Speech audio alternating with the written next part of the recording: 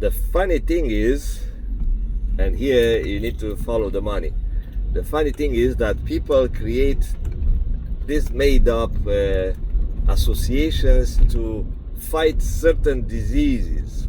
Okay, so you have this diabetes association or whatever bullshit fighting the disease, the diabetes. What? You go to the roots. You go to the roots, but they don't, because it's a business. It's a business. Then Heart and Stroke Foundation, right?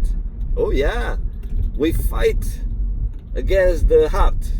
No, we fight against the evil that is killing people of heart disease. No, we fight what?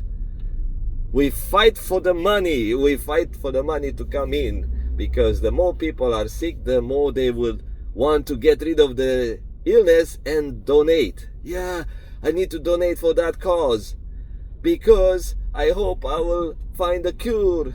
The cure is in you, man. It's like, what the fuck you're doing there? You know, you need to follow God's commandments. So follow God's guidelines so you lead a healthy life. Anyway, so back to the I was going to talk about this bipolar bullshit. Okay, I learned that I had some sort of a bipolar. If I look back into my own behavior, the way I had periods of excitement and periods of lows, when I was like super sensitive. People call these behaviors like you're walking on eggshells or something with some person, right? And I know a bunch of people like that, and that's they're normal. They struggle. They look for all sorts of treatments. I never went for pills. No. But I was interested in this alternative stuff. I read about going to jungle, ayahuasca or some bullshit like that. Shamans. Man, so many made up treatments for this thing, because people don't know what they are dealing with. So, but the thing is, those who were diagnosed, like they were put into a box by this medical community, they had they made a step forward into fixing their issue, but they get stuck there, because once they learn that they are sick, they take this victim mentality attitude. They say, yeah, I have bipolar and I have to take my medication. If I don't take my medication, I'm going to suffer and make other people miserable and stuff like that. Yeah, it's a good thing that people know, because lots of people don't know about this condition, and not knowing is like not knowing you have COVID, but you feel sick, or not knowing what COVID is, and now you live with some fear. What the fuck is that? Good morning. And live with uncertainty is kind of worse than the illness itself. So it's a good thing that these people have a stamp on the health card. It's like, you have bipolar, you are bipolar, yeah. But they get stuck at this level. So I'll give you a couple of hints here. Energy management. So if you know energy management, then it's easier to go to the next step of your, not treatment, but managing your emotions, because emotions are being fabricated based on your energy levels. So check my other videos related to energy, about the concept of like a little swing, like the kid is going up, high, it's good, feels good to be up higher above the ground, then the swing goes back down. Yeah, that's good, but still excitement for some they want back up, and they go like up, backwards. So yeah, I see the world differently. Yeah, same thing with this. The thing is,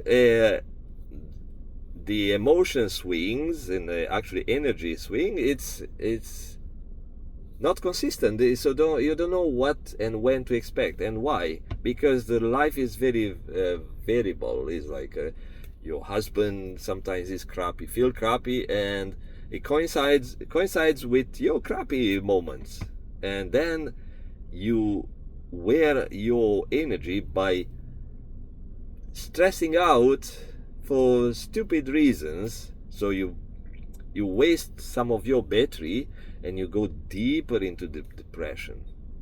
So I'll give you another so also, you go to work, you have co-workers, bosses, or people who have their own suffering, and then you have demands. You go in traffic, so in traffic someone shows you the finger and they cut you off or do something. So you need to learn how to manage your emotions so you conserve your energy sources. And sometimes you go so low and you start kind of isolating yourself.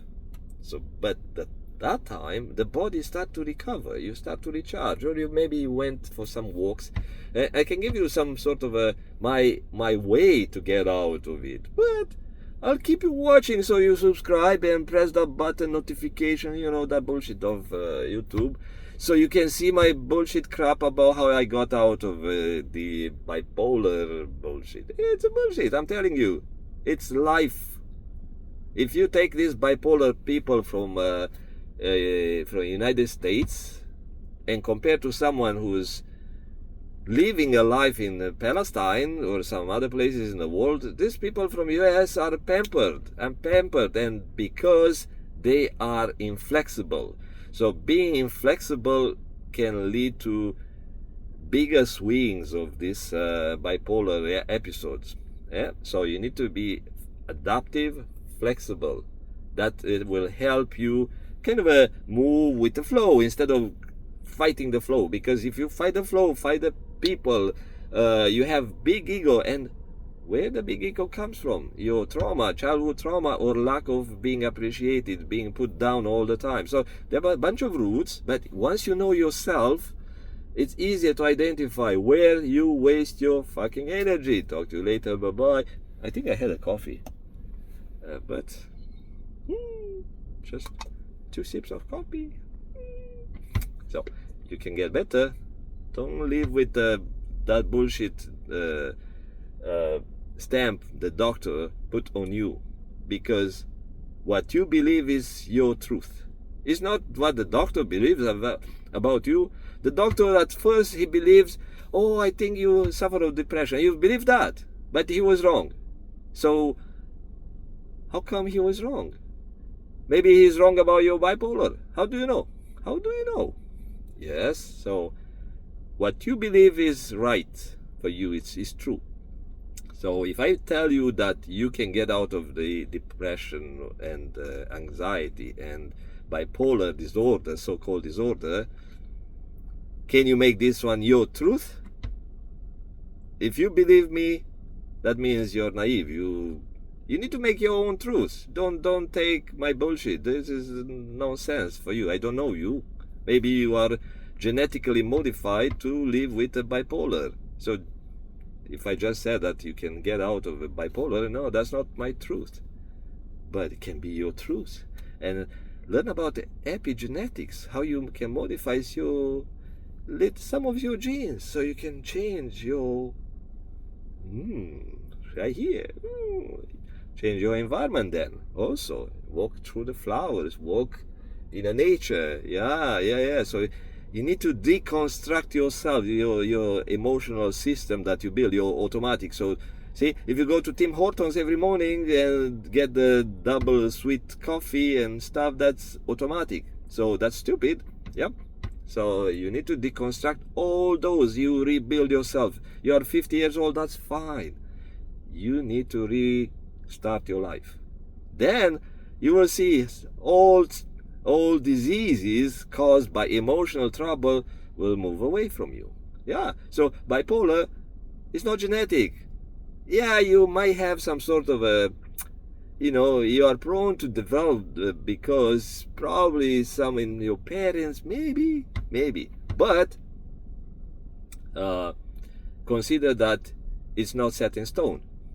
Then you can get away from it, because you remember the bipolar was set in your childhood, generally in your childhood. So you copied, you learn, you were programmed the way they programmed you to believe that COVID is some sort of, you need to be vaccinated. The way they program these kids these days that yes, it's good to be to change your sexuality, to be confused. So that's the social engineering. It's called social engineering. But your parents engineered your mind by making you feel stupid, or not loving you enough, or not having or hating your parent, the other parent, all sorts of programming. So you need to reprogram the whole thing, and those old emotions will wipe themselves out. Same thing with hard drives. If you don't use it for 10 years, you kind of lose the data. Yeah. Talk to you later. Bye bye. Just kidding.